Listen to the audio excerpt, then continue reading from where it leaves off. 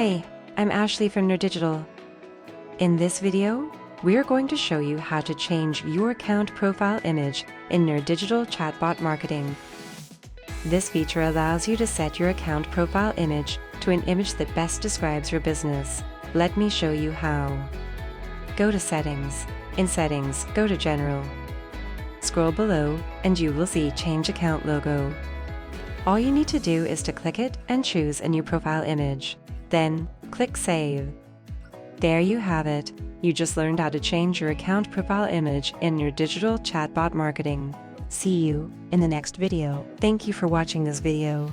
Don't forget to subscribe and make sure to press the bell icon to get notifications when we upload a new video.